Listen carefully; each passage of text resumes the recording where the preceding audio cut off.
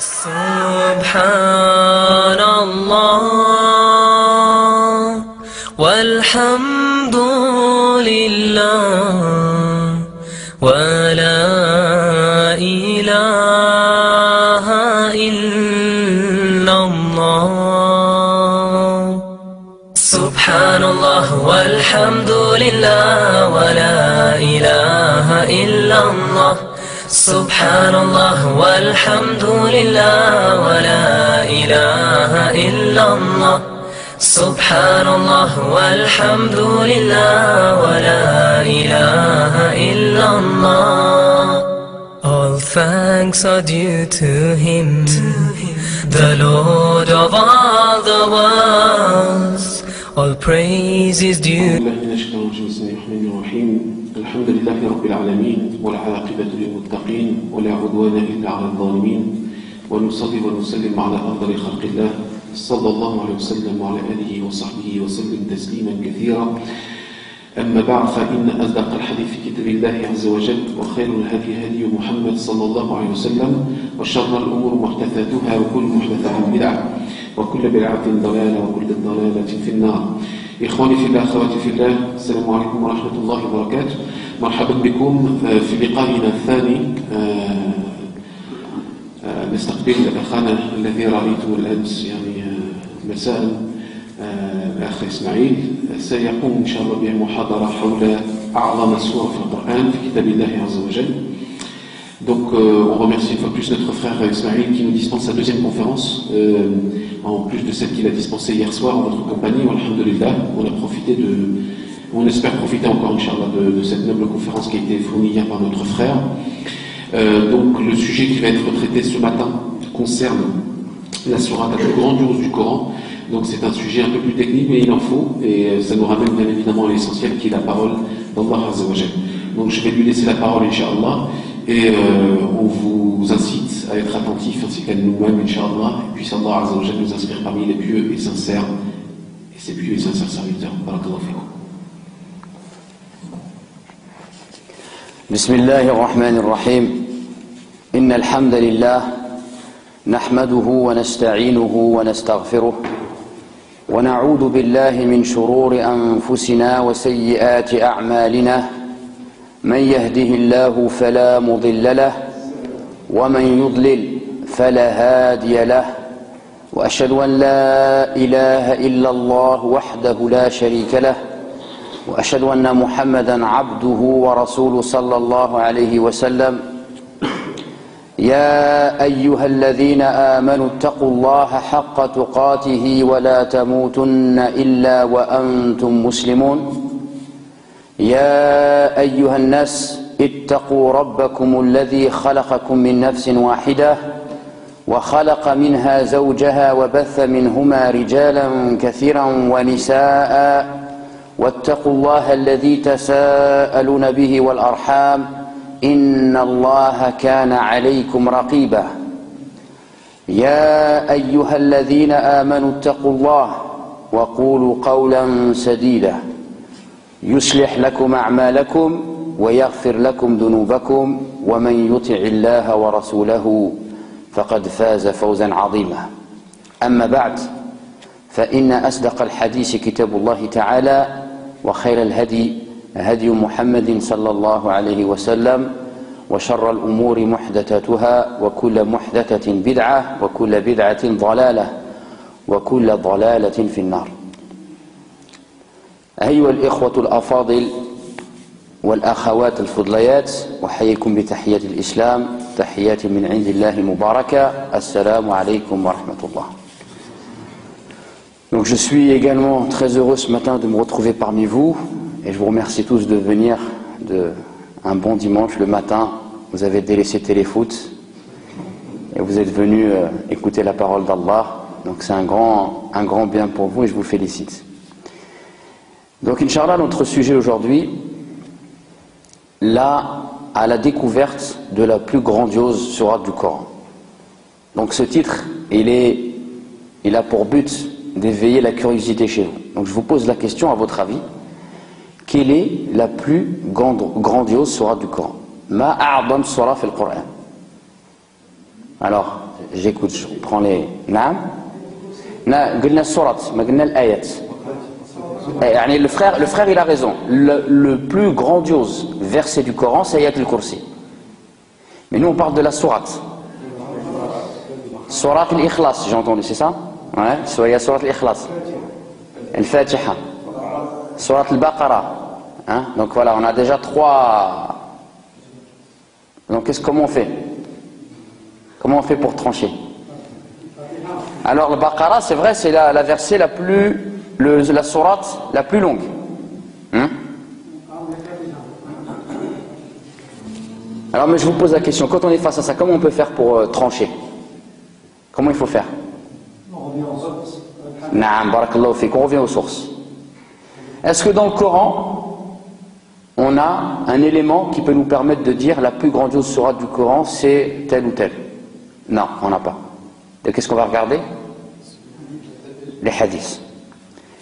عن أبي سعيد بن المعلى رضي الله عنه قال كنت أصلي فدعاني رسول الله صلى الله عليه وسلم فلم أجب حتى صليت قال فأتيته فقال النبي عليه الصلاة والسلام ما منعك أن تأتيني قال قلت يا رسول الله إني كنت أصلي فقال ألم يقل الله تعالى يا أيها الذين آمنوا استجيبوا لله وللرسول إذا دعاكم لما يحييكم ثم قال لأعلمنك أعظم سورة في القرآن قبل أن تخرج من المسجد قال فأخذ بيدي فلما أراد أن يخرج من المسجد قلت يا رسول الله إنك قلت لأعلمنك أعظم سورة في القرآن قال نعم الحمد لله رب العالمين وهي 7 المثاني والقرآن العظيم. Donc voilà, j'ai cité un hadith, et ce hadith-là, c'est une preuve claire qui va nous permettre de trancher quelle est la plus grandiose sourate du Coran. Donc dans ce hadith, un compagnon, il raconte, c'est Abi Sa'd ibn al-Mu'alla, il dit, il était en train de faire la prière, il était en compagnie du prophète à la mosquée, il faisait la prière. Il faisait 2 rak'at. Et quand il faisait 2 rak'at, le prophète l'a appelé. Et il n'a pas répondu. Il a terminé ses 2 rak'at. Quand il a terminé ses 2 rak'at, il est parti voir le prophète. Et le prophète lui dit, qu'est-ce qui t'a interdit de me répondre lorsque j'étais appelé? Et le compagnon lui dit, ô prophète, j'étais en train de faire 2 rak'at. Et il lui a dit, Allah n'a-t-il pas dit, répondez, ô ceux qui croyaient, répondez à l'appel d'Allah et de son messager lorsqu'il vous appelle à ce qui vous donne la vraie vie. Et le prophète, il va lui dire, je vais t'enseigner la plus grandiose sourate du Coran. Je vais t'enseigner la plus grandiose sourate du Coran. Et donc le compagnon, il a dit, je suis resté à côté du prophète jusqu'à ce qu'il s'apprêtait à sortir. Et quand il s'apprête à sortir, je lui ai dit au prophète, tu m'as dit que tu m'enseignerais la plus grandiose sourate du Coran. Et il lui a dit oui. Et cette sourate, c'est Alhamdulillahi Rabbil Alamin et les 7 que l'on répète. C'est Alhamdulillahi Rabbil Alamin et les 7 que l'on répète. Donc, la sourate la plus grandiose du Coran, c'est Surat al-Fatiha. La plus grandiose sourate du Coran, c'est Surat al-Fatiha. Ici, on a une preuve claire. Et on sait qu'aussi cette sourate, elle s'appelle les 7 que l'on répète. Car dans un verset du Coran, قال الله تعالى ولقد أتيناك 7 من المثاني والقرآن العظيم. Nous t'avons donné les 7 que l'on répète et le Coran.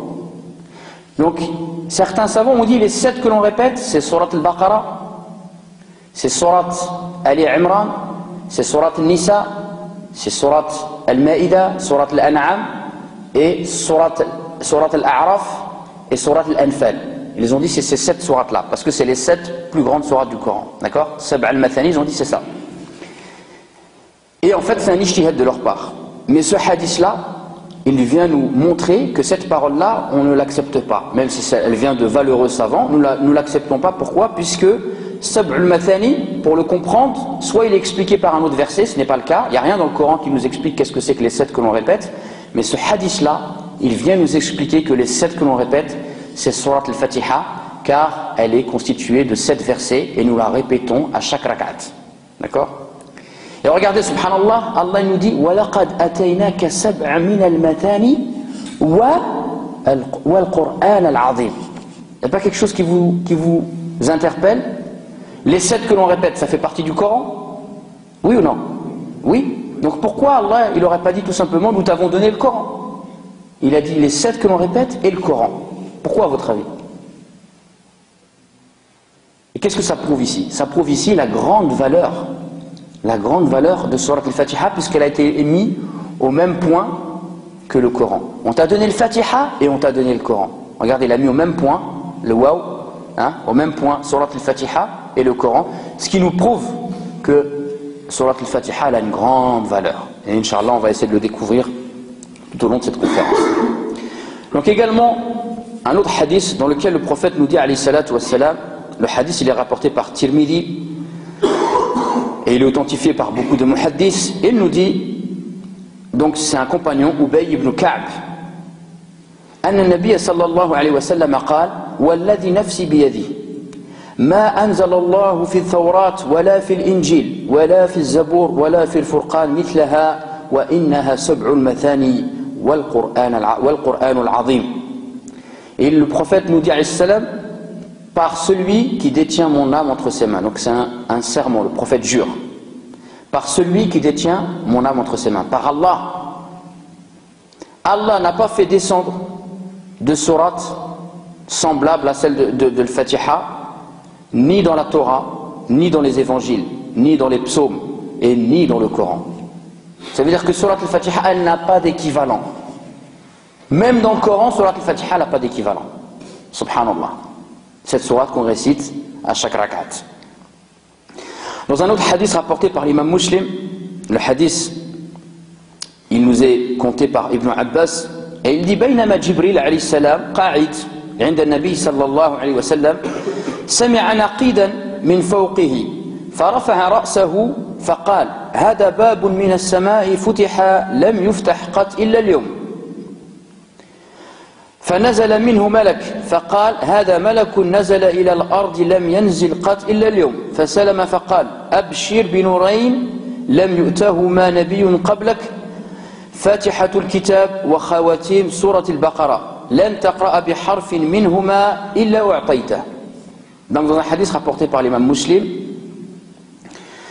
donc Ibn Abbas, il nous dit que Jibril, alayhi salam, l'ange Gabriel, il était assis avec le prophète, alayhi salatu wassalam. Et ils ont entendu un bruit du ciel. Et là, l'ange Gabriel, il a levé ses yeux au ciel. Et il a dit aujourd'hui, il y a une porte qui s'est ouverte dans les cieux, elle n'a jamais été ouverte avant aujourd'hui. Regardez bien. Et de cette porte, il y a un ange qui est descendu aujourd'hui, et il n'est jamais descendu avant aujourd'hui. Et cet ange, il est arrivé. Donc le hadith, il est rapporté par l'imam Muslim, il est authentique, il n'y a pas de doute. Cet ange, il est arrivé vers le prophète et ses compagnons et Jibril, et il leur a passé le salam. Et il leur a dit, je vous annonce la bonne nouvelle de 2 lumières qui n'ont jamais été données à un prophète avant toi. Donc cet ange-là, il est descendu, il a parlé directement au prophète Mohammed sallallahu alayhi wa sallam. Il a dit, je t'annonce la nouvelle de 2 lumières qui n'ont jamais été données à un prophète avant toi. Ces 2 lumières, c'est quoi? C'est Surat al-Fatiha et les 2 derniers versets de Surat al-Baqarah. Et cette Surat al-Fatiha et ces 2 derniers versets de Surat al-Baqarah, ce sont des du'a. Et en fait, l'ange dit, et personne ne lira aucune lettre de ces invocations sans que Allah l'exauce. Subhanallah. Regardez la grande valeur de Surat al-Fatiha. Également, on sait que Surat al-Fatiha, elle a un statut particulier, car, et ce qui nous prouve également sa grandeur et sa particularité, c'est que la salat liman lam yaqra'a bi fatihatil kitab. Il n'y a pas de prière pour celui qui ne récite pas Surat al-Fatiha. C'est une obligation à chaque prière, on doit réciter Surat al-Fatiha. Sauf bien sûr pour celui qui se convertit. Le temps qu'il apprenne Surat al-Fatiha, sa prière elle est valable. Mais il faut qu'il apprenne Surat al-Fatiha. D'accord? Donc regardez ici maintenant, on est tous d'accord, je l'espère, quelle est la plus grandiose sourate du Coran? C'est Surat al-Fatiha. Non. أعظم. صح نعم. La plus grandiose نعم la plus grandiose. Les arabophones alhamdoulilah ils ont compris que c'est نتكلموا عن أعظم سورة في القرآن نعم. La plus grandiose de Surah du Coran. On est tous d'accord, Inch'Allah. Donc regardez ici, on vient de faire la démonstration que les musulmans, lorsqu'ils sont divisés, si on revient au Coran et à la Sunna, Inch'Allah, on est unis. Hein? C'est vrai ou c'est pas vrai? Donc dans nos divisions, il faut qu'on essaie chacun de regarder, de se tourner vers le Coran et la Sunna pour tomber d'accord. Et si on fait ça, Inch'Allah, on sera d'accord. Donc Inch'Allah, maintenant, on va voir une des particularités de Surat al-Fatiha, c'est qu'elle a beaucoup de noms. Surat al-Fatiha, elle a beaucoup de noms. On va essayer de les évoquer, de les expliquer. Alors, est-ce que vous connaissez les noms de Surat al-Fatiha? Alors, le frère dit Ummul Kitab, Fatiha, Al-Shafiya, Ruqya. Ça fait 4 là. Vous n'en connaissez pas d'autres? Les 7 que l'on répète. Sab'ul Mathani. Hein, donc, Inch'Allah, on va essayer de voir des noms. Donc, déjà, Surat al-Fatiha, elle s'appelle al-Fatiha. Pourquoi? Parce que iftutiha biha al-Mushaf. Hein? La Surat al-Fatiha, elle s'appelle l'ouverture, puisque lorsqu'on ouvre le Mushaf, le livre d'Allah, la première sourate qu'on a en introduction, c'est Surat al-Fatiha. D'accord? Il y a une autre raison aussi, c'est que Surat al-Fatiha, elle est une introduction pour toutes les autres sourates. Et c'est pour ça qu'Allah nous demande de la lire dans chaque rak'at. Parce que quand tu vas lire Surat al-Fatiha, tout ce que tu vas lire derrière, forcément il a un lien avec Surat al-Fatiha. Donc Surat al-Fatiha, c'est la première sourate que tu as quand tu ouvres le Mushaf, et c'est aussi une introduction. Et Inch'Allah, regarde, retenez bien, Surat al-Fatiha, il y a une autre raison pour laquelle elle s'appelle Surat al-Fatiha, mais on citera cette raison-là à la fin. Alors surtout, n'oubliez pas de me dire à la fin, quelle est la troisième raison pour laquelle on appelle Surat al-Fatiha Surat al-Fatiha. D'accord? Inch'Allah, vous n'oubliez pas, parce que moi je risque d'oublier. Vous n'oubliez pas, Inch'Allah. Donc, Surat al-Fatiha s'appelle également Ummul Kitab. D'accord? La mère du livre. Pour expliquer cela, on va donner une parabole, une image. Imaginez une famille de 7 frères. D'accord? 7 frères. Quel est le lien entre tous ces frères? D'où viennent tous ces frères? De leur mère. D'accord? Et en fait, Surat al-Fatiha s'appelle Ummul Kitab, puisque tous les thèmes abordés par le Coran, ils sont évoqués dans Surat al-Fatiha. Subhanallah. Tous les thèmes abordés par le Coran, ils sont évoqués dans Surat al-Fatiha. Les thèmes abordés par le Coran, on peut donner différentes classifications. On va citer la classification d'un savant mauritanien qui s'appelle Cheikh Shanqiti rahimahullah. Et il dit le Coran, il aborde 7 thèmes. Le premier thème, le monothéisme, tawhid. Le deuxième thème, les prophètes. Le troisième thème, le jour du jugement dernier. Le quatrième thème, al-ahkam, les règles juridiques. Le cinquième thème, la promesse. Le sixième thème, la menace. Et le septième thème, les récits. Et donc, le cheikh dit, et je vous dis également la même chose, je défie quelqu'un d'ouvrir le Coran et de tomber sur un verset et de ne pas pouvoir le classer dans un de ces 7 thèmes. Si vous ouvrez le Coran et vous lisez n'importe quel verset, faites l'expérience, forcément vous pourrez le classer dans un des 7 thèmes. Donc, le tawhid, les prophètes, le jour du jugement dernier, l'ahkam, sa promesse, sa menace et les récits. Ça fait 7 thèmes. On va donner l'exemple. Donc, le thème du monothéisme, où est-ce qu'il est évoqué dans Surat al-Fatiha? À votre avis? Vous connaissez tous Surat al-Fatiha. Iyyaka na'budu wa iyyaka nasta'in. C'est toi seul que nous adorons, et c'est de toi seul dont nous implorons le secours. C'est quoi qui est évoqué ici? Le monothéisme. C'est toi seul qu'on adore. C'est ça le monothéisme. Les prophètes. Sirat alladhina an'amta alayhim. C'est qui an'amta alayhim? En premier, c'est les prophètes. Le jour du jugement dernier. Malik yawmiddin.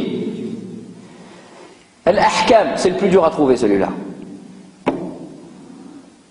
Al-ahkam, le halal et le haram, c'est évoqué où dans Surat al-Fatiha? Hein? Non. Réfléchissez, Inch'Allah. Vous ne trouvez pas? Ihdina sirat al-mustaqim. Guide-nous dans le droit chemin. Le chemin du haram? Non, le chemin du halal.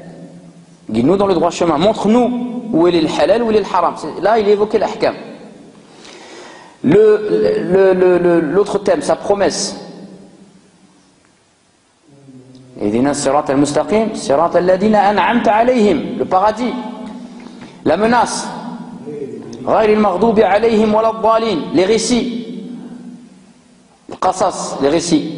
Ihdina sirata al-mustaqim, sirata alladhina an'amta alayhim, ghayri al-maghdubi alayhim wa lad-dallin. Le récit de ceux que Allah il a comblé de ses bienfaits, le récit de ceux qui se sont égarés, le récit de ceux qui ont couru la colère d'Allah azza wa jalla. Donc vous voyez, subhanallah, surat al-Fatiha, si elle a autant de valeur, l'une des raisons, c'est que c'est un résumé et un condensé de tous les thèmes qui sont abordés par le Coran, subhanallah. Et donc, regardez, Allah, il a fait en sorte qu'à chaque fois qu'on va lire surat al-Fatiha, on se rende compte de tous les thèmes et on prend conscience de tous les thèmes qui sont abordés par le Coran. Un des autres noms de surat al-Fatiha, c'est Salat. Surat al-Fatiha, elle s'appelle Salat. Subhanallah. Surat al-Fatiha, un de ses noms, c'est Salat, la prière. Ad-Dalil, dans un hadith Qudusi, يقول الله تعالى قسمت الصلاة بيني وبين عبدي نصفين ولعبدي ما سأل. Donc dans un hadith Qudusi, où c'est Allah qui parle, Allah il dit, j'ai divisé la prière en deux parties. Une partie pour moi et une partie... Non, j'ai divisé la prière en deux. Une partie pour moi, une partie pour mon serviteur, et à mon serviteur ce qu'il demande. Lorsque le serviteur dit louange à Allah, Seigneur de l'univers, قال الله تعالى حمدني عبدي. وإذا قال الرحمن الرحيم قال الله تعالى أثنى علي عبدي. وإذا قال مالك يوم الدين قال مجدني عبدي. وقال مرة فوض إلي عبدي. فإذا قال إياك نعبد وإياك نستعين قال هذا بيني وبين عبدي ولعبدي ما سأل. فإذا قال اهدنا الصراط المستقيم صراط الذين أنعمت عليهم غير المغضوب عليهم ولا الضالين قال هذا لعبدي ولعبدي ما سأل. Donc regardez, subhanallah, Allah il nous dit, j'ai divisé la prière en deux. Une partie pour moi et une partie pour mon serviteur, et pour mon serviteur ce qu'il demande. Donc il parle de la prière. Et après il nous dit, lorsque mon serviteur dit louange à Allah, Seigneur de l'univers, Allah il te répond. Subhanallah, en vérité, surat al-Fatiha, c'est une discussion qu'on a avec Dieu. Regardez, subhanallah, c'est une discussion qu'on a avec Allah azza wa jalla. Et même certains savants, ils disent, quand tu récites dans la prière surat al-Fatiha, arrête-toi à chaque verset et essaye d'écouter la réponse d'Allah azza wa jalla. Quand tu dis Alhamdulillahi Rabbil Alamin, il faut un moment de silence pour écouter la réponse d'Allah azza wa jalla. Et il est rapporté que l'imam Ibn al-Qayyim al-Jawziyya, quand il fait la prière, il récitait les versets, il attendait. Et les gens lui disent, pourquoi chaque fois que tu récites un verset, t'attends? Il a dit, parce que j'essaye d'écouter la réponse de mon Seigneur. Subhanallah.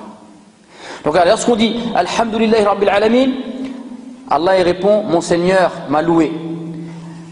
Ar-Rahman Ar-Rahim, Allah il répond, mon serviteur m'a glorifié. Et lorsque tu le dis Malik Yawmiddin, Allah il répond, mon serviteur a tout ramené vers moi. Et lorsque tu le dis, c'est toi seul que nous adorons et c'est de toi nous implorons le secours, Allah il dit, ceci est entre moi et mon serviteur, et à mon serviteur ce qu'il demande. Et lorsque tu récites la fin de la sourate Al-Fatiha, Ihdina sirat al-mustaqim sirat alladhina an'amta alayhim ghayril maghdubi alayhim waladdallin, Allah il répond, et ceci est pour mon serviteur et pour mon serviteur ce qu'il demande.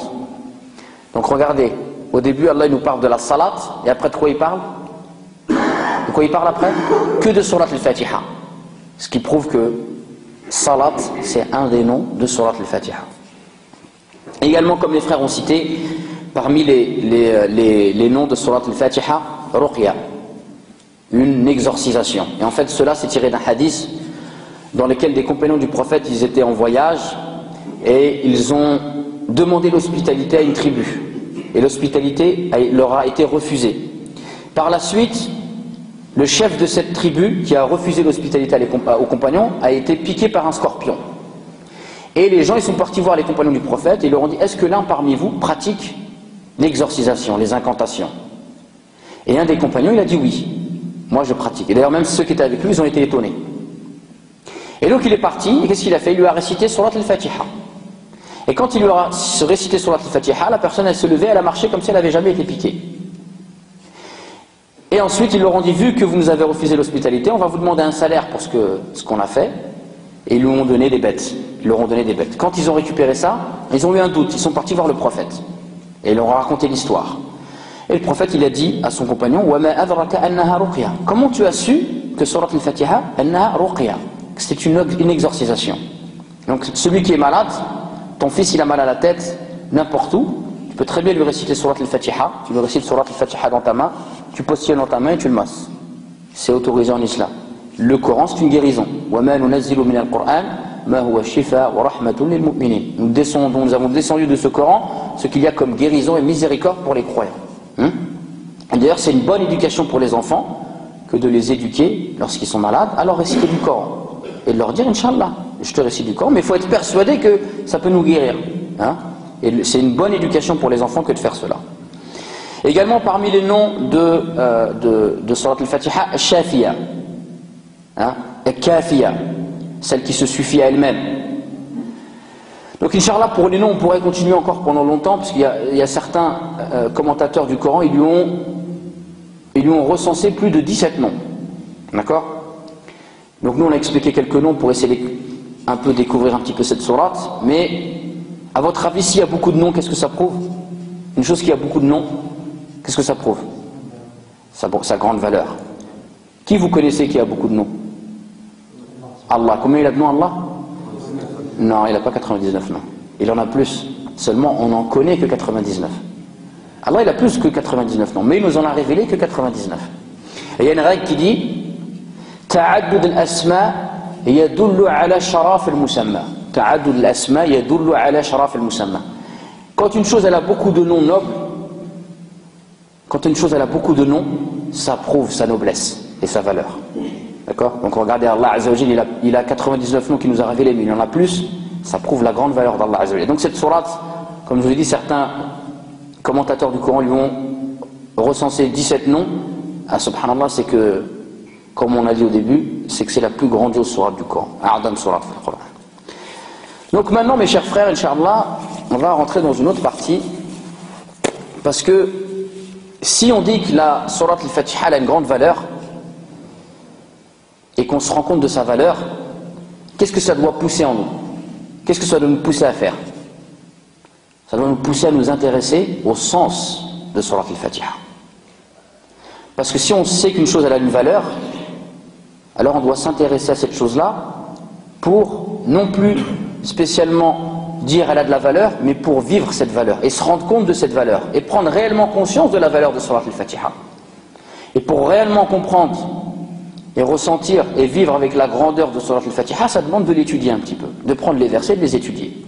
Et donc c'est ce qu'on va essayer de faire maintenant, Inch'Allah, et je vous propose de tirer, il y a 7 versets, donc je vous propose de tirer 7 trésors de Surat al-Fatiha. Ça vous intéresse? Inch'Allah. Ça vous intéresse? On arrête, on va regarder la deuxième partie de téléfoot ou la troisième partie. J'ai pris tout. Surat al-Fatiha, Inch'Allah. 7 trésors, c'est pas 7 buts, c'est 7 trésors, Inch'Allah. Donc le premier trésor de Surat al-Fatiha, c'est la connaissance d'Allah, ma'rifatullah. Le premier trésor de Surat al-Fatiha, c'est la connaissance d'Allah. Regardez avec moi, Inch'Allah. A'udhu billahi minash shaitanir rajim. Bismillahir rahmanir rahim. Alhamdulillahi rabbil alamin, ar-rahmanir rahim, maliki yawmiddin. Les 5 choses que j'ai énumérées, c'est quoi? C'est les noms d'Allah Azza wa Jalla. Vous êtes très fatigué ce matin. Vous ne pouvez pas faire du café ou un truc? Subhanallah, je fais l'effort, je fais du mime, je truc et vous ne répondez pas. C'est les anciens qui répondent. Subhanallah. Hein? Les 5 noms d'Allah Azza wa Jalla. Dans Surat al-Fatiha, les 3 premiers versets, qu'est-ce qu'on a? 5 noms d'Allah Azza wa Jalla. Le premier nom, c'est quoi? Non, c'est pas un nom, alhamd. C'est quoi le premier nom? Allah. Et c'est pas le fruit du hasard. Le deuxième nom, c'est quoi? Rabbul Alami. Le troisième nom, c'est quoi? Rahman. Ah, ça y est, maintenant je vois les yeux, ils sont en train de chercher là. Alhamdulillah, vous êtes réveillés. Hein? Ar-Rahman, Ar-Rahim et Al-Malik. Allahu Akbar. Regardez, subhanallah, on commence cette sourate Et en 3 versets, on a cité 5 noms d'Allah Azza wa Jal. Et celui qui veut connaître Allah, qu'est-ce qu'il faut qu'il fasse? Il faut qu'il étudie et qu'il connaisse les noms d'Allah Azza wa Jal. Hein? Connaître Allah, ça passe par la connaissance de ses noms. Le premier nom, c'est Allah. Le premier nom, c'est Allah. Et en fait, Allah, c'est le nom principal d'Allah Azza wa Jal. وَلِلَّهِ الْأَسْمَاءُ الْحُسْنَى فَادْعُوهُ بِهَا. À Allah appartient les plus beaux noms, invoquez-le par ceci. Regardez ici, tous les autres noms, ils ont été rattachés au nom Allah. Allah, c'est le nom principal d'Allah et c'est son nom propre. Et d'où ça vient Allah? Ça vient de Al-Ilah. Al-Ilah. Al-Ilah, c'est la divinité. Et en fait, on a contracté Al dans Ilah et ça donne Allah. D'accord? Donc en fait, Allah, c'est la divinité suprême. Et en fait, la divinité, en arabe, Allah ou Al-Ilah, d'accord? On va en tirer 2 significations. On va en tirer d'abord la première signification. La divinité, c'est la chose que tu adores. Al-Ilah ou Al-Ma'boud. D'accord? Et de l'adoration, on va tirer 2 choses. La première des choses, la servilité. Tadallul. L'esclave. Lorsque tu adores quelqu'un, tu es son esclave, tu es soumis à lui. D'accord? Donc Allah Azza wa Jal, c'est la divinité qu'on adore, et dans cette adoration, il y a quoi? Il y a de la soumission. On est tous les créatures d'Allah, on est tous les esclaves d'Allah, on est tous les serviteurs d'Allah, on est tous soumis à Allah. Pourquoi? Parce que Huwa Rabbul Alamin. Parce que c'est le Seigneur de l'univers, c'est celui qui a créé l'univers, et c'est celui qui contrôle et qui dirige l'univers. Et regardez, il a créé l'univers.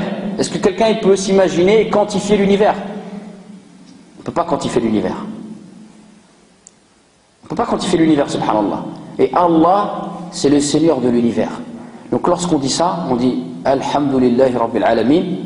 On est en train de prendre connaissance avec Allah et avec ses noms, et on se rend compte de sa grandeur, et on doit se rendre compte et ressentir le fait qu'on n'est rien, qu'on est une miette, qu'on est microscopique. Et que donc on doit ressentir cet état de servilité vis-à-vis d'Allah et cet état de soumission à Allah Azza wa Jal quand on récite Surat al-Fatiha. Alhamdulillahi Rabbil Alamin. Et ensuite, qu'est-ce que nous disons? Ar-Rahman Ar-Rahim, le tout miséricordieux, le très miséricordieux. Il y a une différence entre Ar-Rahman, Ar-Rahman ala al-Arsh istawa wa kana bil mu'minina rahima. Ar-Rahmanu ala al-Arsh istawa wa kana bil mu'minina rahima. De ces versets, on peut déduire que Ar-Rahman, c'est général. Le tout miséricordieux, Ar-Rahman ala al-Arsh istawa, s'est élevé au-dessus de son trône. C'est-à-dire que Ar-Rahman, ça englobe toute la création. Les musulmans, les non-musulmans, les animaux, tout ce que vous voulez. D'accord? Et Ar-Rahim, c'est plus spécifique. Wa kana bil mu'minina rahima.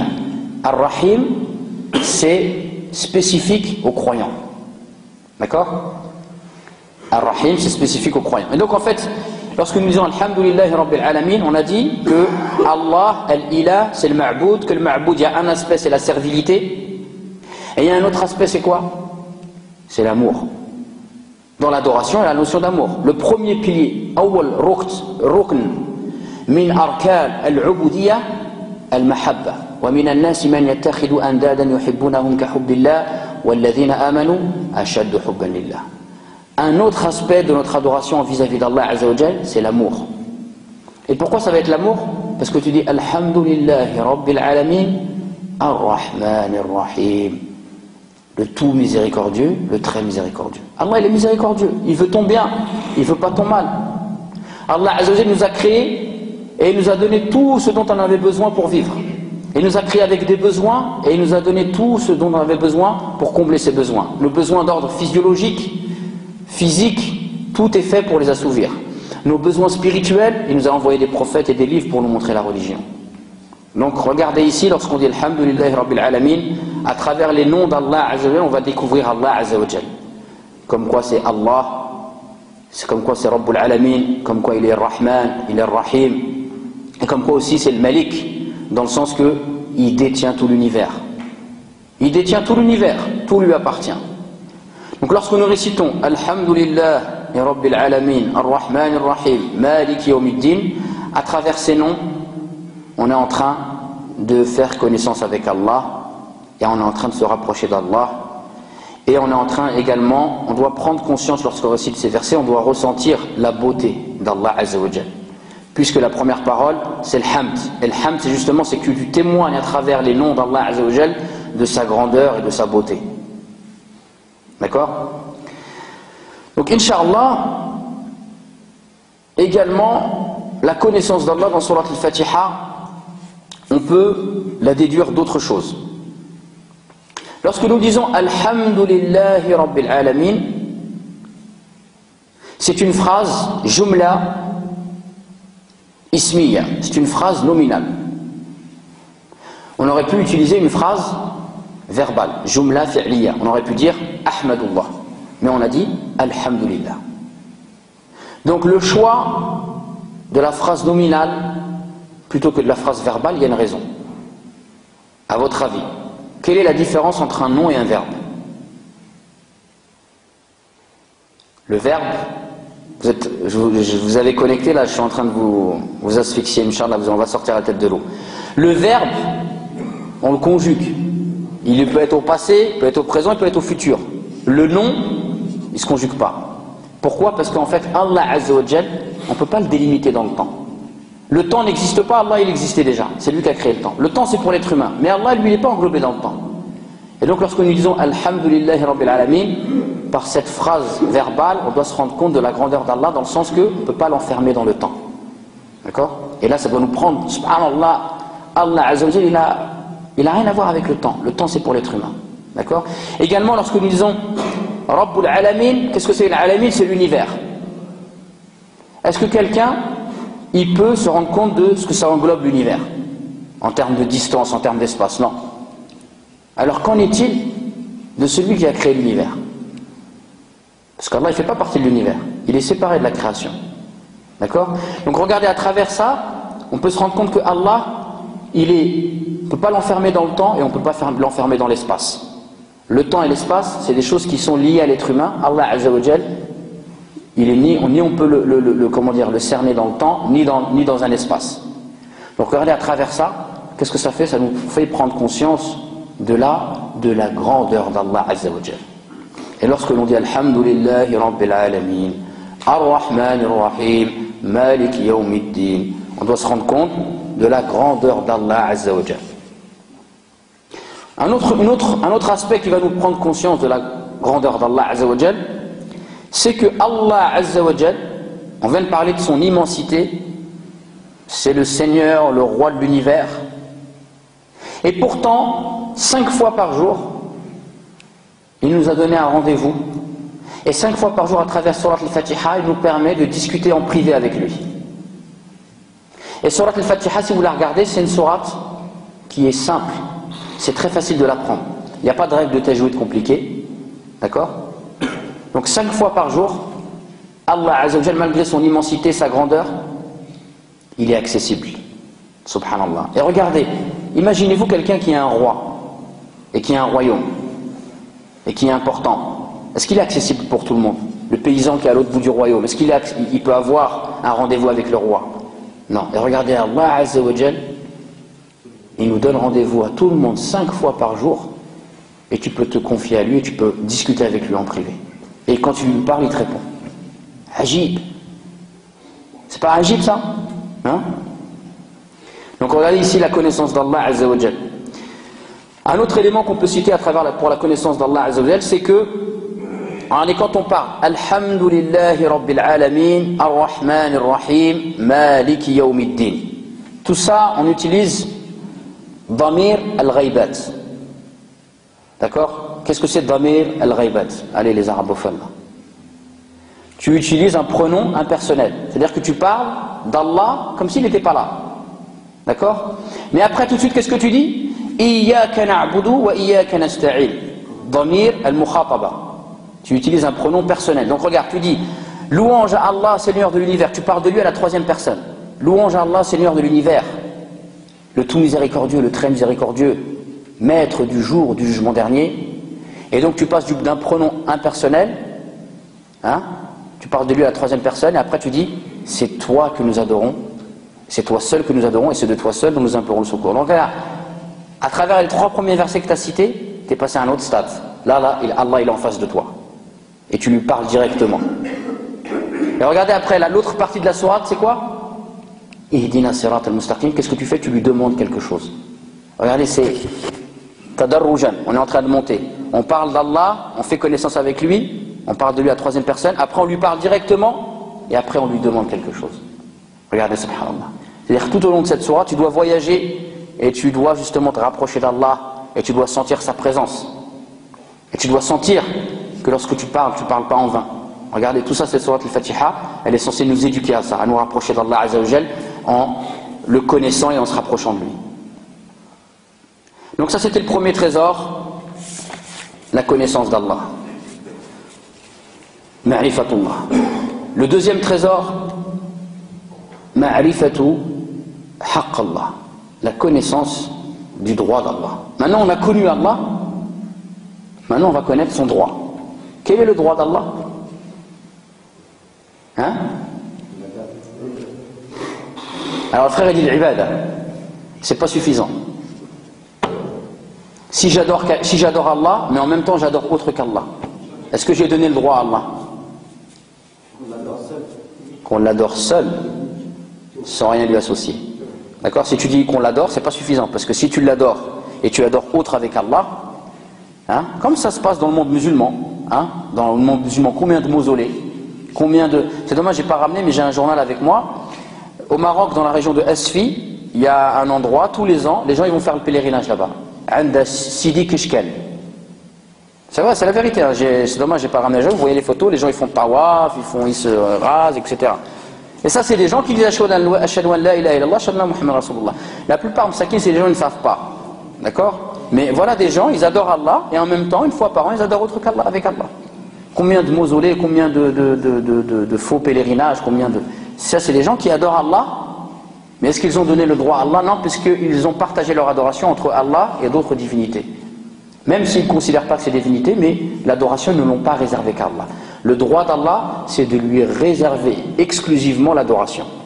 D'accord? Le droit d'Allah, c'est de lui réserver exclusivement l'adoration. Et c'est clairement exprimé dans cette sourate lorsque nous disons Iyyaka na'budu wa iyyaka nasta'in. Iyyaka na'budu. En fait, en arabe, la construction de la phrase Iyyaka na'budu, elle n'est pas, c'est pas la construction normale. Normalement, on aurait dû dire Wa na'buduk. Wa na'buduk. Nous t'adorons. Mais si nous disons nous t'adorons, il n'y a pas l'expression, si nous disons nous t'adorons, du fait de lui réserver l'adoration. Mais lorsque tu dis Iyyaka na'budu, il y a ce qu'on appelle al-hasr. C'est-à-dire que ici, et c'est pour ça que c'est traduit en français par c'est toi seul que nous adorons, c'est parce qu'on a construit la phrase comme ça. Iyyaka na'budu. Et on n'a pas dit na'buduk. Le fait d'avoir fait passer le pronom en avant, ça c'est pour mettre le hasr, c'est-à-dire l'exclusivité. C'est toi seul que l'on adore. Iyyaka na'budu.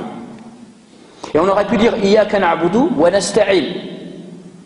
Mais il y a une répétition ici. Iyyaka na'budu wa iyyaka nasta'in. Pourquoi? C'est pour tawkid, le renforcement. Pour dire c'est toi seul qu'on adore et c'est de toi seul dont on implore le secours. Et donc en fait, ici, il y a l'expression claire du droit d'Allah. Si tu connais Allah, alors tu dois savoir qu'en vérité, c'est le seul que tu dois adorer.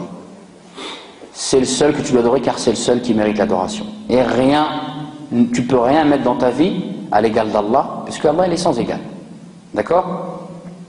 Également, regardez, lorsque l'on dit c'est toi seul que nous adorons et c'est toi seul dont nous implorons le secours. Donc l'adoration et la demande de secours. Al-isti'ana. Al-isti'ana, nou' min anwa' al-ibada. Al-isti'ana, la demande de secours, c'est un type d'adoration. Pourquoi Allah il n'a pas dit simplement Iyyaka na'budu? Pourquoi il a parlé de quelque chose de général et après il a parlé de quelque chose de plus spécifique? Et pourquoi il n'a pas dit c'est toi seul que nous adorons et c'est toi seul que nous invoquons? C'est toi seul que nous adorons, c'est pour toi seul que nous jeûnons, c'est toi seul que... etc. Pourquoi il a choisi l'isti'ana? C'est pas le fruit du hasard. C'est pour nous dire que même l'adoration, si tu veux la réaliser comme il se doit, tu as besoin de l'aide d'Allah Azza wa Jal. Si Allah ne t'aide pas, tu ne pourras pas l'adorer comme il se doit. Ou du moins tu ne pourras pas t'approcher de l'idéal de l'adoration, car l'adoration c'est toujours perfectible. Donc là, ça veut dire que même ici, regardez l'humilité pour celui qui récite sur Al-Fatiha en connaissance de cause, que ça va développer en lui. Il va savoir qu'en vérité là il est en train de prier, mais s'il est en train de prier et s'il arrive à ressentir un peu trop chaud, c'est par l'aide d'Allah Azza wa Jal. Et l'adoration, tu ne pourras la parfaire que si tu prends conscience que tu dois demander l'aide d'Allah Azza wa Jal pour te permettre de parfaire cette adoration. Également, lorsque tu dis c'est toi seul que nous adorons et c'est toi seul que nous implorons le secours, tu implores le secours pour les problèmes que tu as dans la vie par exemple. Lorsque tu dis ça, pourquoi tu dis ça? Parce que mortel, je vais mettre une belge là-bas. Non, qu'est-ce que ça inspire? La peur. Voilà. Donc regardez ici, on a l'amour, la crainte et l'espoir. Et les savants disent que, en fait, celui qui veut cheminer vers Allah, c'est comme un oiseau, dont la tête serait l'amour, et une aile c'est l'espoir, et l'autre aile c'est la crainte. Et l'être humain, il a besoin de ça. Et d'ailleurs, si vous regardez l'amour, de l'amour, il va découler la crainte et l'espoir. Parce que si tu aimes quelqu'un, tu as peur qu'il te quitte. Tu as peur de ne pas bénéficier de sa bonne compagnie, etc. Tu as peur de perdre l'être cher. Tu as peur que ton cœur s'endurcisse et que tu vas t'éloigner d'Allah. Et si tu aimes quelqu'un, c'est parce que aussi tu espères vivre une vie heureuse auprès de lui, de bénéficier de son amour, de sa gratitude, etc. etc. Donc en vérité, l'amour, c'est l'adoration centrale, et de cet amour sincère, il va découler la crainte de son châtiment et l'espoir de sa récompense. Et donc regardez ici dans les versets, Alhamdulillahi Rabbil Alamin, l'amour, Ar-Rahman Ar-Rahim, l'espoir, Malik Yawmiddin, la crainte. Et c'est une fois que tu as l'amour, la crainte et l'espoir, Iyyaka na'budu wa iyyaka nasta'in, c'est toi seul que nous adorons et c'est toi seul dont nous implorons le secours. Donc regardez ici, il y a la connaissance de la véritable adoration du cœur qui est basée sur l'amour, la crainte et l'espoir. Ensuite, toujours dans la connaissance de la véritable adoration, il y a, subhanallah, un truc ajib jiddan. C'est que quand on ouvre le Coran, le premier mot qu'on va trouver, c'est lequel? Alhamd. Et lorsque Allah Azza wa Jal, il a créé Adam, wa nafakha fihi min ruhi, et qu'il a insufflé en lui de son esprit pour lui donner vie, et que la vie elle est rentrée dans le corps de Adam, qu'est-ce qu'il a fait? Il a éternué, et la première parole qu'il a dite, Alhamdulillah. Regardez, subhanallah, c'est ajib. C'est la première parole qu'il y a dans le Coran, et Alhamdulillah, c'est la première parole que le Père de l'humanité a prononcée. Parce que cette parole-là, Inch'Allah, je ne peux pas l'expliquer comme ça, mais on pourra faire une conférence d'1 heure que sur Alhamdulillah. D'accord? Donc on ne va pas trop s'attarder sinon on va se retrouver dans un labyrinthe. On va continuer, mais je vous intéresse à vous intéresser à cette parole. Et d'ailleurs, le prophète nous dit dans un hadith authentique, Afdalu dhikr la ilaha illallah. Wa afdalu du'a'i alhamdulillah. La meilleure des invocations, c'est la ilaha illallah. Et la meilleure des supplications, la supplication en fait, ad-du'a, c'est dans le fait d'invoquer Allah, mais en lui demandant quelque chose. D'accord? C'est alhamdulillah. Il n'y a pas quelque chose qui vous choque? Afdalu dhikr, la ilaha illallah, wa afdalu du'a, du'a bima'na talab, alhamdulillah. Quel شيء حاجة عجيب هنا? Vous êtes reparti dans le téléfoot? Hein? Il y a une chose qui est étonnante. Et d'ailleurs, quelqu'un est parti voir son cheikh. Et il a dit, je ne comprends pas pourquoi le prophète a fait que la meilleure demande soit alhamdulillah. Car lorsque tu dis alhamdulillah, tu demandes rien. Quand tu dis alhamdulillah, est-ce que tu demandes quelque chose à Dieu? Si par exemple tu avais dit hdini, shfini, rzaqni, ça c'est des demandes. Mais quand tu dis alhamdulillah, est-ce que tu demandes quelque chose? Non. Donc pourquoi le prophète il a dit que la meilleure des demandes c'est alhamdulillah? C'est ajib ça. Oui ou non? Vous comprenez ou pas? Pourquoi non? Le prophète il a fait que alhamdulillah soit la meilleure parole avec laquelle tu puisses demander quelque chose à Dieu. Parce que quand tu dis alhamdulillah, tu dis que je loue Allah. Tu n'es pas en train de demander quelque chose à Dieu. Le frère il a bien répondu. Mais Inch'Allah, dans le récit que je raconte en fait, la réflexion que je suis en train de dire, vous pouvez la trouver dans un livre. Un cheikh dans son cours, il dit il cite ce hadith.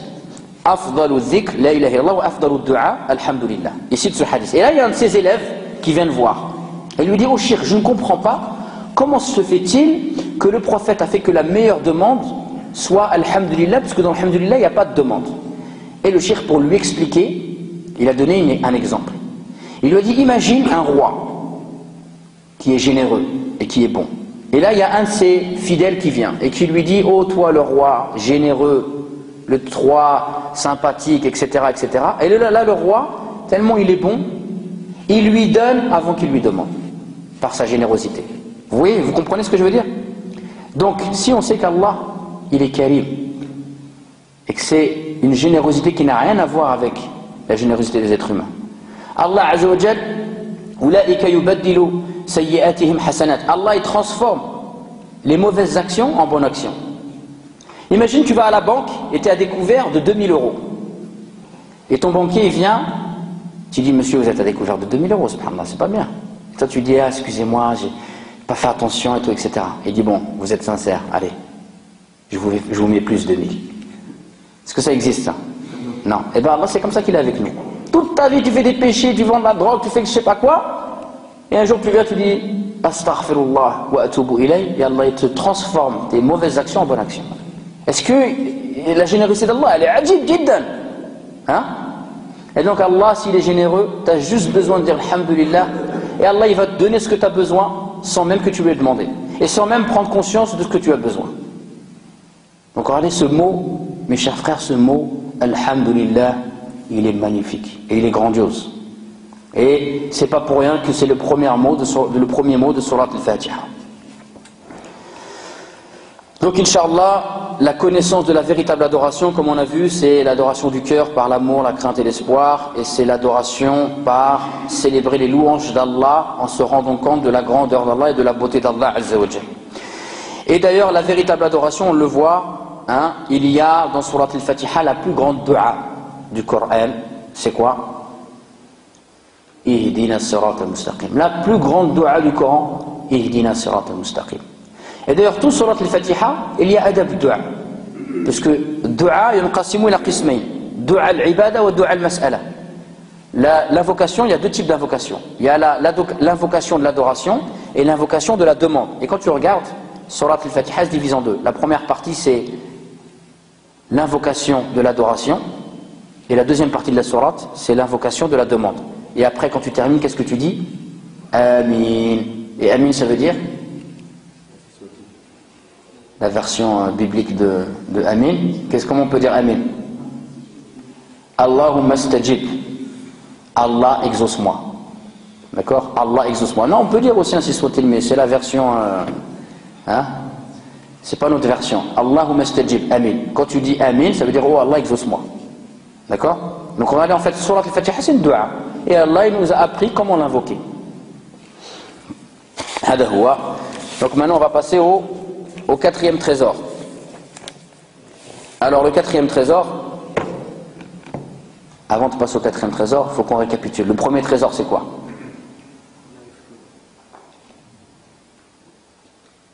Hein?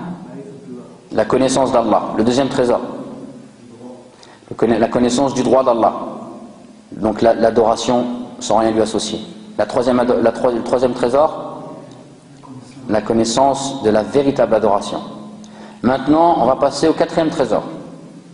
Le quatrième trésor c'est la connaissance de la promesse d'Allah, la connaissance de la promesse d'Allah Azza wa Jal. Donc comme vous savez mes chers frères,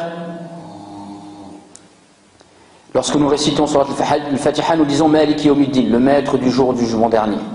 Et quand on récite cette phrase, on est peut-être venu du travail ou venu des courses, etc. Quand on récite cette phrase, il faut à chaque fois qu'on essaie de s'imaginer ce jour où on sera tous devant Allah Azza wa Jal, tout nus.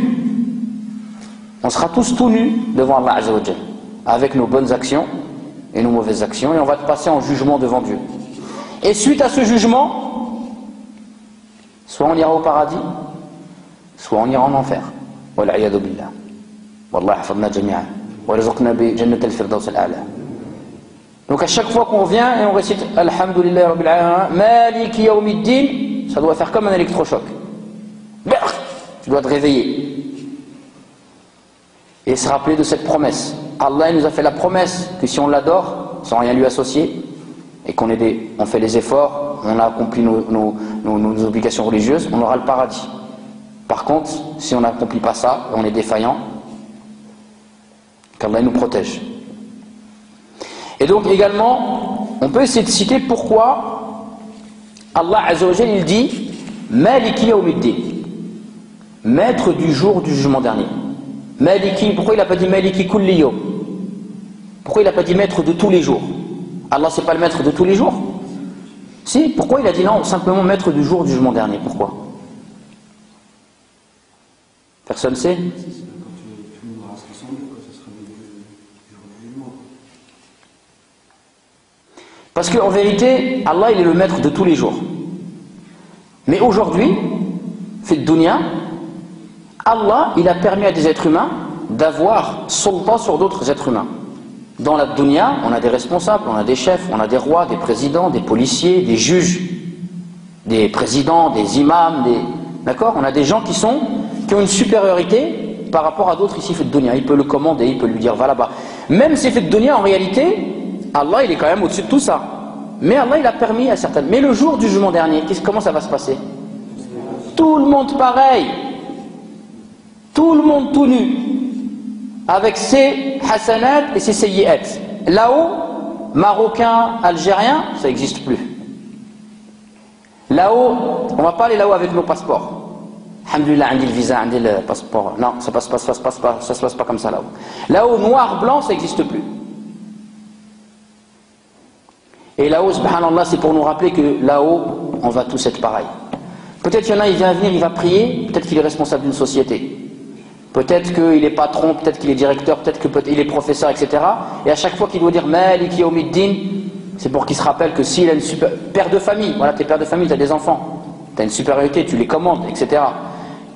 À chaque fois que tu viens à la mosquée, que tu vas réciter Maliki Yawmiddin, c'est pour te rappeler que certes, peut-être Allah t'a donné une supériorité ici-bas, il t'a donné une fonction, mais n'oublie pas qu'il va venir un jour où tout le monde sera pareil. Et si dans cette fonction tu as été injuste, ce jour-là, il va falloir que tu en répondes.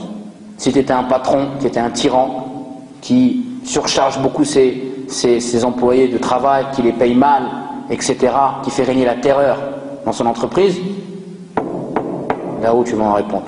Maliki Yawmiddin, le jour du jugement dernier, où tu seras tout nu avec tes bonnes actions et tes mauvaises actions. Et ce jour-là, toutes les mauvaises actions que tu as faites, que tu as oubliées, Allah il les a pas oubliées, ils sont notés.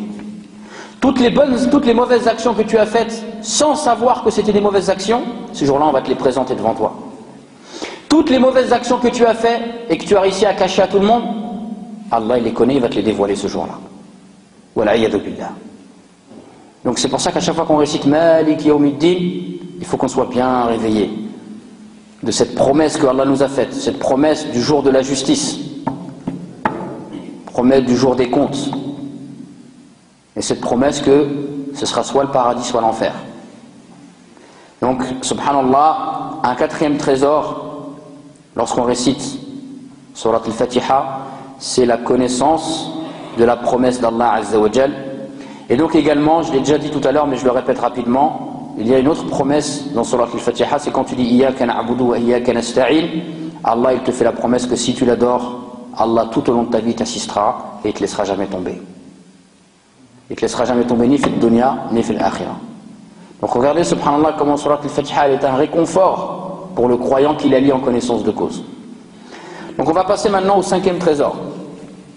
Donc on répète les 4 premiers trésors, Inch'Allah, la connaissance d'Allah, la connaissance du droit d'Allah, l'adorer sans rien lui associer, la connaissance de la véritable adoration, la connaissance de la promesse d'Allah.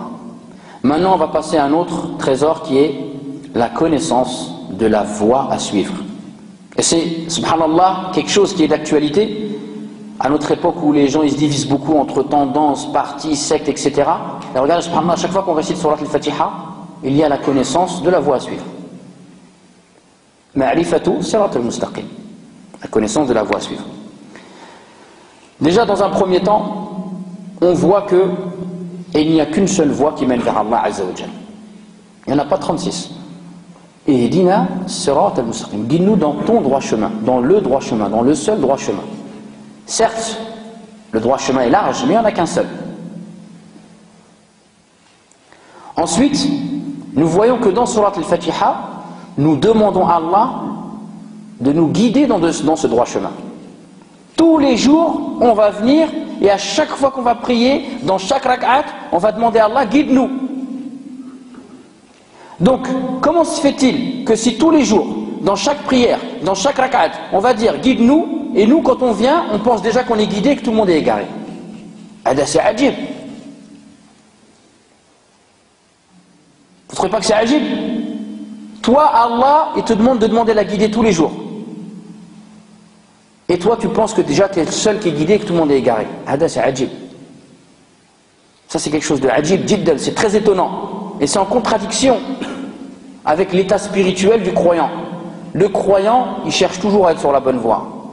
Et il n'a jamais la garantie que tout ce qu'il fait, tout ce qu'il dit, tout ce qu'il pense, c'est sûr 100%. Donc le croyant, c'est quelqu'un qui est humble et qui demande à Allah tout le temps de le guider vers la vérité. Et à chaque fois qu'il vient, il vient avec cette humilité et demande Ihdina sirat al-mustaqim, guide-moi dans le droit chemin. Et si tu es sincère, quand tu demandes, Allah, Inch'Allah, il te montrera la voie. Il te mettra des gens bien pour t'accompagner dans ce chemin.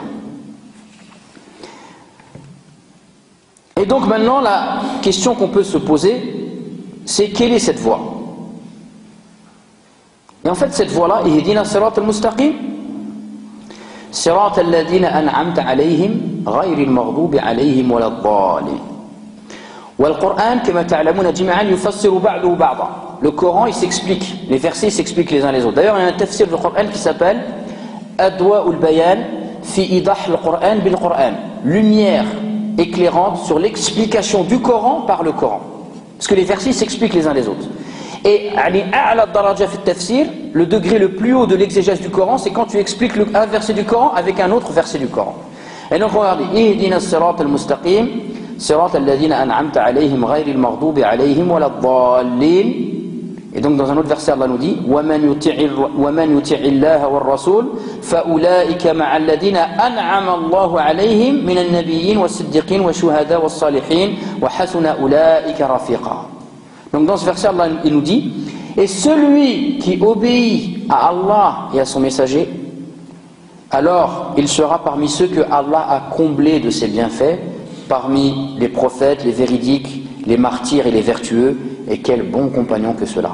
Donc en vérité, lorsqu'on dit guide-nous dans le droit chemin, chemin de ceux que tu as comblés de ces bienfaits, c'est qui ont été comblés du bienfait? C'est ceux qui ont obéi à Allah et à son messager. Donc ce droit chemin, c'est quoi? C'est d'avoir dans son cœur l'intention que dans tout ce qu'on fait, on obéisse à Allah et à son messager. Et même les savants, ce ne sont qu'un moyen, il ne faut les considérer que comme un moyen d'accomplir le fait d'adorer Allah, d'obéir à Allah et à son messager. Et lorsque le savant, ça devient plus un moyen mais ça devient un objectif, alors on sort du fait d'obéir à Allah et à son messager. Et aujourd'hui, l'un des problèmes notamment, c'est que beaucoup de gens, le fait de suivre des savants ou de suivre un madhab, c'est plus un moyen pour se rapprocher d'Allah, mais c'est une finalité. Parce que je suis malikite, ou parce que je suis shafi'ite, ou parce que je suis ci ou ça, ça veut dire que je suis dans la vérité. Non mon frère. Ce que tu prétends c'est une chose, ce que tu fais c'est autre chose. Hein? Donc, regardez ici c'est quoi? On doit demander la guidée à Allah, et la guidée c'est simple. Ça consiste à obéir à Allah et à obéir à son messager. Maintenant, qu'est-ce qu'on peut dire d'autre aussi également sur la voie à suivre? C'est que cette voie à suivre, elle est accessible, elle est simple. Parce que Allah, il est Rahman, comme on a dit, il est miséricordieux. Est-ce qu'Allah va nous demander de suivre une voie, un chemin qui est droit? Et ce chemin-là, il est difficile à trouver? Non, il est simple. Wallahi, la religion, c'est simple, mes chers frères. On va dire, quelqu'un qui adore Allah sans rien lui associer. Quelqu'un qui fait ses 5 prières par jour, qui accomplit les piliers de l'islam, qui essaie de bien se comporter avec ses parents, qui essaie de gagner sa vie de manière halal, qui essaye de maîtriser sa langue pour ne pas semer la zizanie entre les gens. Quelqu'un, voilà, des choses simples. Le bien, al-ma'rouf, c'est ce qui est connu. Le bien, il est connu chez les gens. Quelqu'un qui se comporte bien avec son père, sa mère, avec ses enfants, qui essaie de dépenser son argent dans le khayr, ben, voilà, il est dans l'islam. C'est quelque chose de simple, l'islam. Et regardez, subhanallah, cette religion, elle se veut la religion de la facilité et de la simplicité, et la religion de la clarté. Regardez, subhanallah, Allah Azza wa Jalla dit, on dit, Ihdina sirat al-mustaqim, le droit chemin. Si on veut aller d'un point A à un point B, le chemin le plus simple et le plus court, c'est lequel? C'est d'aller tout droit? Ou c'est d'aller comme ça, comme ça, comme ça, comme ça, comme ça? C'est lequel le chemin le plus court, le plus simple? Tout droit. Eh bien, guide-nous dans le droit chemin. Le chemin de Allah, c'est le chemin de la facilité, de la clarté, de la simplicité. Guide-nous dans le droit chemin. Cette réflexion du point A au point B, c'est pas moi, elle vient de Ibn al-Qayyim al-Jawziyya. Il dit, regardez, Allah nous montre le chemin droit. Pourquoi? Parce que le chemin droit, c'est le chemin le plus court, le plus facile, le plus simple. Mubashara, direct, c'est le Nishan. Hein, quand tu cherches ta route et un gars il dit, ah, c'est le Nishan. Ça a été tranquille, c'est le Nishan, ça y est, classe. C'est pas tatla, tahbot, mchiena, non, Nishan. Eh bien, le chemin d'Allah, c'est ça. C'est le chemin de la facilité, de la tranquillité. Et d'ailleurs, quand il y a dans la religion des questions, des gens qui viennent avec des questions bizarres, sache que c'est qu'il n'est pas dans la bonne voie. Quand il vient avec des sujets bizarres, est-ce qu'un tel il est kafir ou il n'est pas kafir? Hein? Il y en a, il ne sait même pas rester sur la Fatiha tranquillement, et la question c'est est-ce qu'il est kafir ou il n'est pas kafir? Hein, je me rappelle, quelqu'un m'a dit qu'est-ce que tu penses de Mu'tazila? Le Mu'tazila, c'est une secte qui est apparue et qui avait des conceptions un peu philosophiques, et etc. Beaucoup de savants leur ont rétorqué. Mais regarde, lui il vient juste d'arriver dans la religion, il te demande le Mu'tazila. Je lui dis est-ce que tu sais écrire en arabe le Mu'tazila? Il m'a dit non. Je lui dis le jour où tu sauras écrire le Mu'tazila, tu viendras me demander ce que j'en pense. Hein? Subhanallah, tu connais rien, qu'est-ce que tu prends la tête avec ça? Ajib. Le chemin d'Allah, c'est le chemin de la droiture et de la facilité, de la simplicité. Alors Allah ne dit-il pas وَمَا جَعَلَ عَلَيْكُمْ فِي الدِّينِ مِنْ حَرَجٍ يُرِيدُ اللَّهُ بِكُمُ الْيُسْرَ وَلَا يُرِيدُ بِكُمُ الْعُسْرَ. Allah n'a point mis de gêne dans la religion.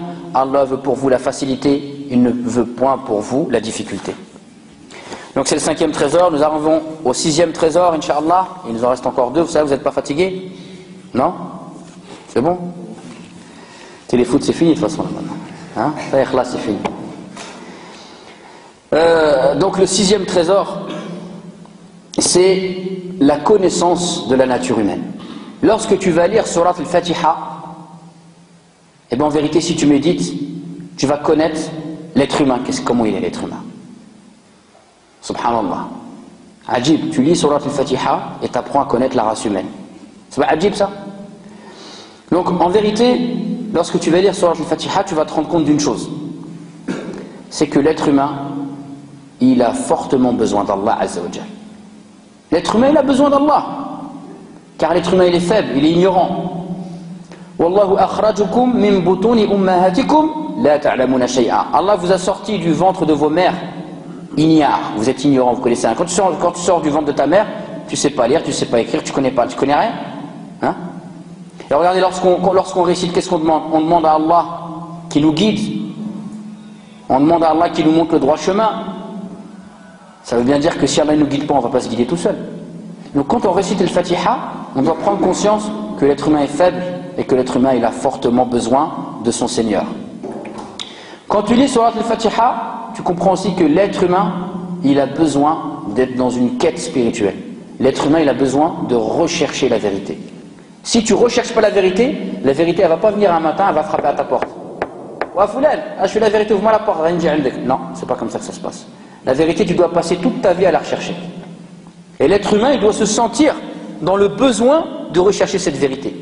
Et celui qui toute sa vie se sent dans le besoin de rechercher la vérité, il est dans la vérité. Et celui qui se sent qu'il a déjà la vérité avec lui, il est parti l'acheter à Carrefour, il a acheté 2 kilos de vérité, les a mis dans sa poche, et il dit ça, alhamdoulilah, moi je suis sur le haqq, moi je suis le haqq. Celui-là, il est déjà dans l'égarement. Parce que la nature humaine fait que tu as besoin de rechercher la vérité, et c'est pour ça qu'à chaque instant tu dis Ihdina as-sirat al-mustaqim. Tu as besoin de revivifier cette quête de recherche de vérité en toi. Qu'est-ce qu'on voit aussi? On voit que l'être humain, c'est un être social. Il a besoin de vivre en bonne compagnie. L'être humain, c'est un être qui a besoin de vivre avec ses semblables. Puisque tu dis Ihdina as-sirat al-mustaqim, sirat alladhina an'amta alayhim ghayril maghdubi alayhim waladdallin. Guide-nous. Déjà tu dis pas guide-moi, tu dis guide-nous dans le droit chemin, chemin de ceux que tu as accomplis tes bienfaits et de ceux qui t'ont précédé. Et donc tu vois ici qu'en vérité, l'être humain il a besoin de vivre en communauté. Et donc, celui qui pense qu'il va vivre l'islam tout seul dans son coin, il pense tout seul, il vit tout seul, wallahi son islam il est da'if jiddan. Le musulman, il a besoin de ses frères, et le meilleur musulman, c'est le musulman qui se mélange aux musulmans et qui essaie d'être un élément positif. Et celui qui fait ça, la première personne à qui il rend service, c'est à lui. La première personne à qui il rend service, c'est à lui. Et également, écoutez bien, nous voyons que dans Surat al-Fatiha, l'être humain, il est forcément, dans ce qu'il dit ou dans ce qu'il fait, dans une des 3 situations qu'on va citer. À chaque fois que l'être humain il dit quelque chose ou il fait quelque chose, il est forcément dans une des 3 situations qu'on va donner. Il est dans 3 tiroirs, on a 3 tiroirs, d'accord? L'être humain quand il parle ou quand il fait quelque chose, soit il est dans le premier tiroir qui est, il a reçu une science et il met en pratique. Il a une science que Allah lui a donnée et il la met en pratique dans ce qu'il est en train de dire ou dans ce qu'il est en train de faire, il est dans le premier tiroir.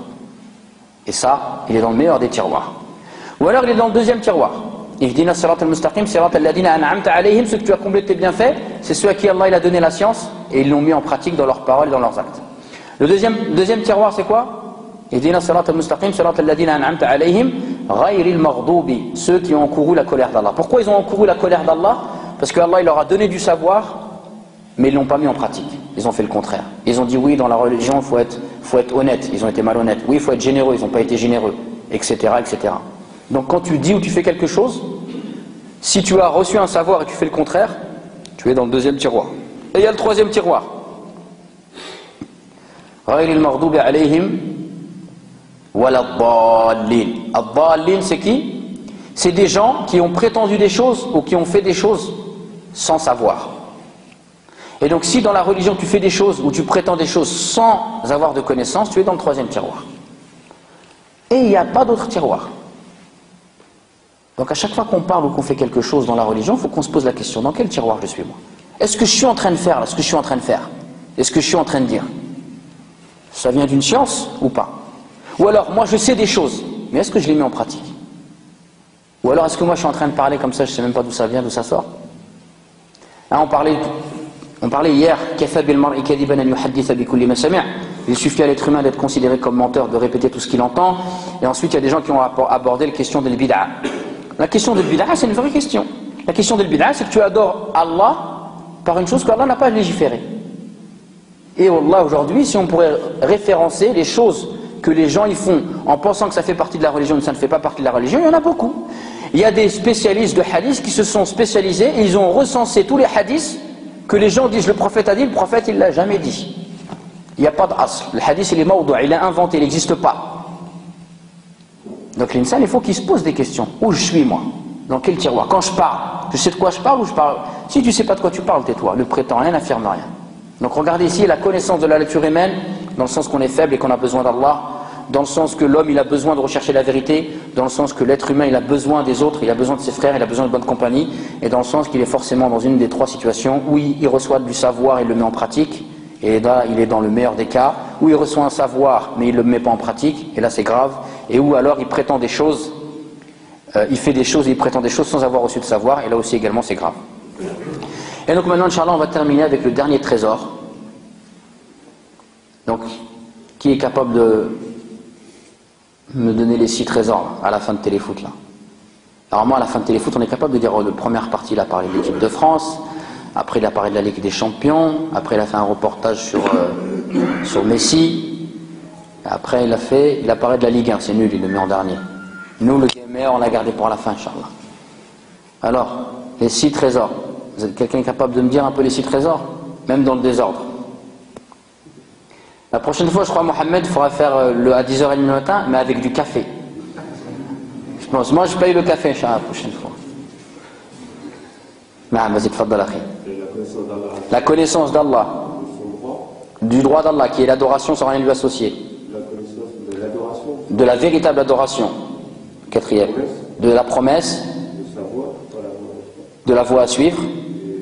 Du droit chemin. Et la connaissance de la nature humaine. Maintenant, on a une 7e connaissance, la connaissance du comportement à adopter avec les autres croyants. Regardez, subhanallah, cette sourate elle est ajib.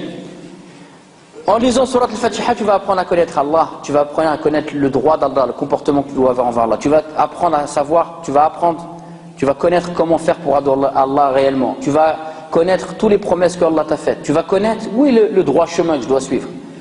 Tu vas apprendre à connaître la nature humaine et dans sourate al-Fatiha, tu vas apprendre à connaître comment tu dois te comporter avec tes frères. Tu vas apprendre à connaître comment tu dois te comporter avec tes frères. Et Wallah al-Azim, aujourd'hui, quand on voit dans les mosquées, parfois, la haine qu'il peut avoir entre les gens, on est en train de se demander si on est dans une mosquée ou dans un ring de boxe. C'est vrai, des fois les gens, regardez, subhanallah, par exemple, on va prendre l'exemple ici en France. Dans une ville en France, les gens qui viennent à la mosquée, c'est les gens du quartier qui viennent à la mosquée, qui sont assidus aux prières. On va dire que normalement c'est la crème de la crème. C'est les gens qui sont les plus pratiquants, masha'Allah, qui viennent à la mosquée. dans un pays non musulman où il y a beaucoup de gens qui ne pratiquent pas, dans une époque où les gens ils ont délaissé la religion, et même nous dans notre communauté, combien de gens ne prient pas? Combien de gens ils arrivent à 60 ans, ils prient toujours pas, hein? Et regardez, normalement les gens qui sont à la mosquée, c'est l'élite de la communauté. Donc ça doit être les gens qui en vérité aiment le plus Allah. Et s'ils aiment le plus Allah, alors ça doit être les gens qui doivent le plus s'aimer entre eux. C'est vrai ou c'est pas vrai? Oui ou non? Hein? La yu'minu ahadukum hatta yuhibba li akhi ma yuhibbu li nafsi. Donc les musulmans qui sont à la mosquée, ça doit être les gens qui doivent le plus s'aimer entre eux. Et pourtant on voit que c'est chez ces gens-là qu'on voit le plus de conflits, et des fois c'est des conflits, ça va loin. La bagarre, les insultes. C'est vrai ou c'est pas vrai ça? Celui qui connaît la réalité des musulmans en France, il voit que ça c'est vrai. Ce que je suis en train de dire, il sait que c'est la vérité. Et regardez, subhanallah, quand on récite Surat al-Fatiha, si on l'a récité en conscience, en connaissance de cause, on se rendrait compte que, et on s'éduquerait, on ne pourrait pas en arriver là. Et si on en arrive là, c'est parce que on lit, mais on ne comprend pas. On prie, mais on ne ressent rien. On invoque Allah, mais le cœur n'y est pas. Et qu'il faut revivifier tout ça. Il faut revivifier tout ça. Même notre compréhension de la religion, il faut la revivifier. Et donc, lorsqu'on lit Surat al-Fatiha, déjà lorsqu'on lit Surat al-Fatiha, subhanallah, 5 fois par jour, on adore Allah. Pour les 5 prières, mais sinon c'est 17 fois par jour au minimum qu'on récite Surat al-Fatiha. Cette prière que nous faisons, on adore Allah Azza wa Jalla, et Allah il a voulu que cette prière 5 fois par jour, on se regroupe tous dans une mosquée et qu'on la fasse derrière un imam et qu'on fasse tous les mêmes gestes. C'est adjib ça. C'est-à-dire que cette prière-là qu'on fait 5 fois par jour, on se réunit 5 fois par jour, en soi si on réfléchit c'est étonnant. Et d'ailleurs je me rappelle il n'y a pas très longtemps, dans notre mosquée, dans le 91, on a reçu la visite de quelqu'un. Cette personne-là, il vient de Corse, donc c'était pas un musulman, il vient de Corse, et en fait sa fille, elle habite dans le quartier qui est voisin de notre mosquée. Et l'autre mosquée dont on a un projet, donc celle qu'on a actuellement, elle est très petite, et il y a beaucoup de monde qui prie dehors le vendredi. Donc ça cause des désagréments comme vous pouvez l'imaginer. Et donc sa fille, qui habite dans le quartier, lorsque son père est venu la visiter de Corse, elle a dit « Ah, j'en ai marre, il y a une mosquée ici, il prie le vendredi, c'est le bordel, etc., etc. » Et lui, comme c'est quelqu'un d'ouvert, il est à la retraite, mais à la retraite, qu'est-ce qu'il fait? Il visite les prisons. Et quand il visite les prisons, il s'est familiarisé un petit peu avec les musulmans. Il a vu qu'en prison, il y avait beaucoup de musulmans, mais al-Asaf, ça prouve encore une fois qu'on est loin de notre religion. Et donc, il a un peu démystifié toutes les craintes qu'il avait vis-à-vis de l'islam, parce qu'il a vu des gens en prison, en fait, il a vu que l'islam, c'est ce qui leur permettait de sortir de la délinquance, et ainsi de suite. Donc, il a dit à sa fille, plutôt que de te plaindre, est-ce que tu as déjà parlé avec eux? Est-ce que tu les as déjà rencontrés? Elle a dit non. Il a dit, bah moi, je vais prendre rendez-vous avec eux. Donc, il nous a appelés. Il n'était jamais rentré dans une mosquée, il nous a appelés, et on l'a accueilli. Et donc il est venu au moment où c'était Salat al-Asr. Il est rentré à la mosquée, et donc les frères ils l'ont mis sur une chaise, et ils lui ont donné un verre d'eau. Ils lui ont dit, attendez, on va faire la prière, après on va vous voir. Et donc on a prié, quand on est reparti le voir, il était, subhanallah, il était subjugué, il était étonné. Il nous a dit 5 fois par jour, vous vous réunissez comme ça et vous priez ensemble, les vieux, les jeunes, tout. On lui a dit oui, il a dit les noirs, les blancs, il dit 5 fois par jour. Il a dit, j'ai jamais vu ça toute ma vie. Donc regardez, subhanallah, pour lui, nous, ce qui est devenu une routine, il a trouvé que c'était magnifique et que c'était grandiose. Et c'est vrai, si on y réfléchit, c'est magnifique et c'est grandiose. Trouvez-moi une chose qui réunit les vieux, les jeunes, le malade, le pas malade, l'intelligent, le bête, qui réunit les gens 5 fois par jour, dans le silence, et dans l'organisation, et dans la communion comme ça n'existe pas, nulle part. Et donc si Allah il a fait ça, c'est parce qu'Allah il veut, qu'est-ce qu'il veut? Il veut tajamwa, il veut que les gens ils se regroupent, et ils s'unissent, et ils soient ensemble. Et même l'alignement des rangs, on sait que le prophète il était strict sur l'alignement des rangs, il voulait que les rangs soient droits. Il le faisait avec douceur bien sûr, mais c'était important, pour cultiver en nous l'union, le fait d'avoir les rangs serrés. Et regardez subhanallah, lorsqu'on prie 17 fois par jour, on va demander à Allah la plus grande invocation du Coran, et qu'est-ce qu'on dit? On ne dit pas ihdini siratal mustaqim, on ne dit pas guide-moi dans le droit chemin, on dit ihdina siratal mustaqim, guide-nous dans le droit chemin. On dit guide-nous dans le droit chemin. Donc comment toi tu viens à la mosquée et 17 fois par jour tu dis guide-nous dans le droit chemin, et dès que tu sors tu as de la haine envers tes frères? C'est une contradiction ajib. Ça veut dire que tout ce que tu as récité avant et toutes les prières que tu fais, tu t'es pas éduqué. Parce que Wallah, si tu t'éduques avec Surat al-Fatiha, avec la prière, même le plus pervers des musulmans, même le plus égaré des musulmans, tu vas lui vouloir du bien. Et quand tu vas le voir dans l'égarement, et quand tu vas le voir dans les péchés, tu vas avoir de la tristesse pour lui. Et tu vas vouloir qu'Allah le guide. Tu ne vas pas avoir de l'orgueil et vouloir le rabaisser. Parce que tu dis tous les jours, Ihdina siratal mustaqim, avec un cœur sincère. Donc mes chers frères, voilà, ça c'est quelque chose de très important. Lorsqu'on prie, de se rappeler que cette sourate et cette prière, elle nous enseigne à vouloir le bien pour les gens.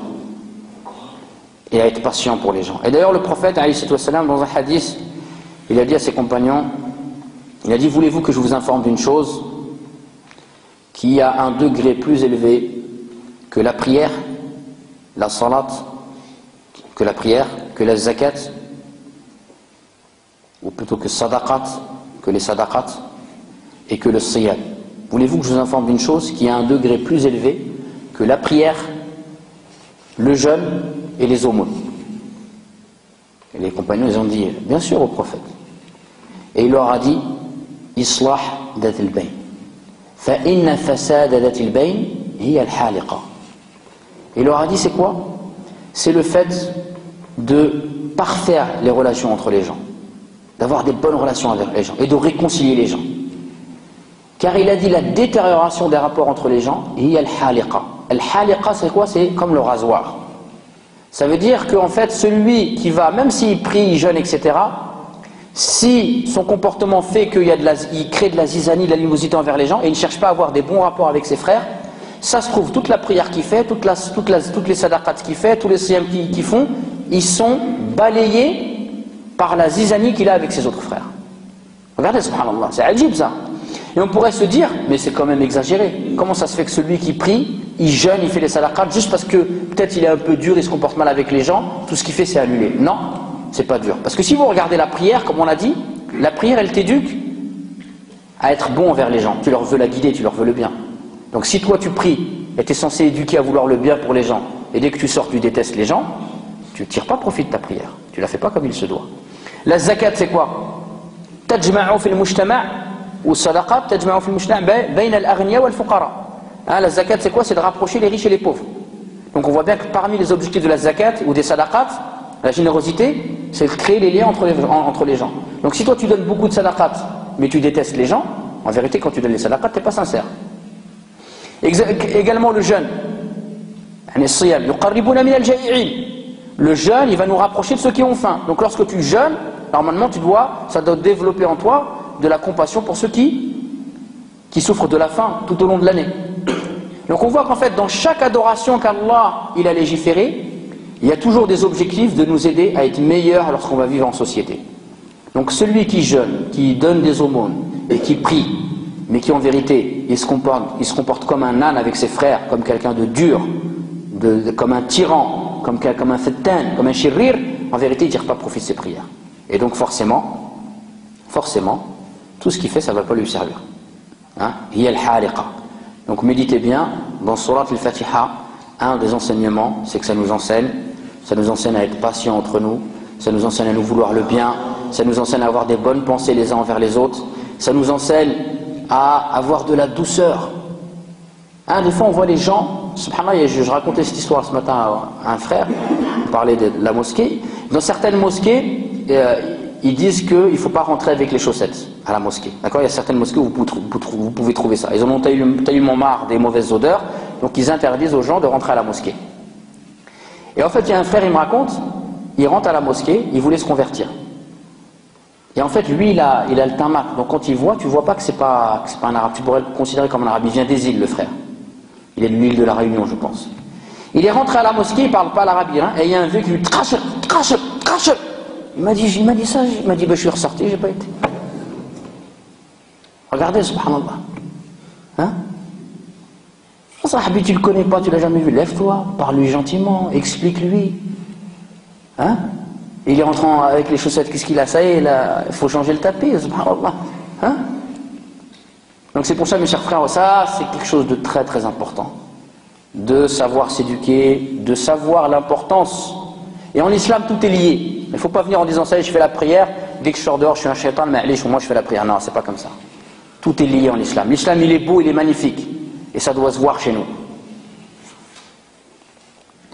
أقول قولي هذا وأستغفر الله لي ولكم ولسائر المسلمين من كل ذنب فاستغفروا إنه هو الغفور الرحيم. Vous avez oublié quelque chose?